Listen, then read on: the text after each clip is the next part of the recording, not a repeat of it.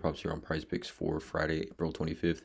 Before we get started, you guys, link in the description below. Hop into the Discord, $9.30 per month, 31 cents per day. Currently doing a promo right now. First-time members of the Discord, 20% off your first month. Using promo code TUFF with the link in the description below.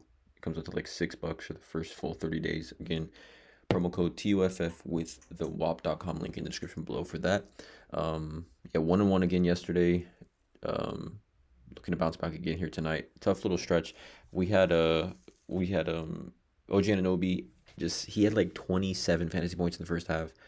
Had 32.3 like cashed for us, and then had a turnover, and then had 0 fantasy points in the fourth quarter. So again, pretty crazy. Jaren Jackson Jr. was free, so some nasty hooks. Looking to bounce back here. I got 2 plays here that I do like that present some value. Again, follow me on Twitter, by the way, as well, at Tough Picks. Also follow me on TikTok, Tough Picks as well. But let's get into it. First play I'm looking at here, it's a weird one. It's going to be Corey Joseph over 12 fantasy score.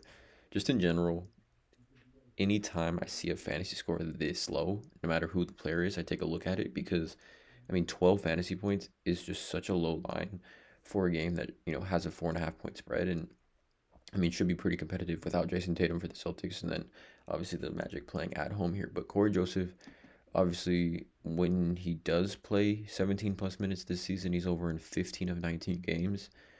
When he plays 17-plus minutes at home, he's over in 8 of 10, averaging 17.2 fantasy points, right? So there's obviously a great hit rate on this line. There's obviously a ton of upside on this line, him playing at home. And in these first 2 playoff games for Corey Joseph, he's played 26 and 23 minutes, which to me is decent minutes for a point guard to see in this type of playoff atmosphere. And I think he should continue to start and see at least 17-plus minutes in this one. Also, again, this is Outlier, by the way. Link in the description gets you a 7-day free trial with Outlier. Research betting tool that I do use every single day. But going back to it, Corey Joseph obviously is in a great spot. We look at guards this season, obviously with 18-plus minutes versus the Celtics, is an insane hit rate on this line because, it's just a rather low line in general. We're talking about 12 fantasy points per 36 minutes as well. Corey Joseph averaging 27.6 fantasy points per 36.8 fantasy points per minute, which again just continues to be a low line, right? Or 12 fantasy points is crazy. It's like 6 fantasy points in each half. I think if he continues to start, which he will, and again, Boston hasn't been great against guards over the last couple of seasons, really since the team that they're together now has been kind of formed. So it's a great spot at buy low, in my opinion, for him.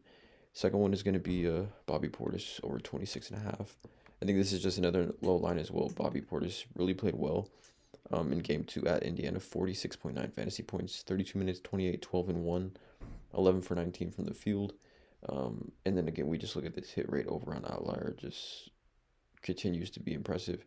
This season with 25 minutes head-to-head versus Indiana, he's over this line in 7 of last 8. Averaging 35.8 fantasy. This season with 25-plus minutes, he's over in 19 of 25 games, averaging 37 fantasy.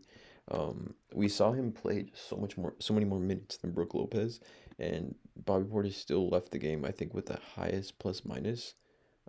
He was +1, right? Well, all the starters were obviously in the negatives, but +1, really, really productive, so I don't see a reason they don't continue to go to him here in this one. Per 36, Bobby Portis this season at home is averaging 41.8 fantasy points, 1.2 fantasy points per minute.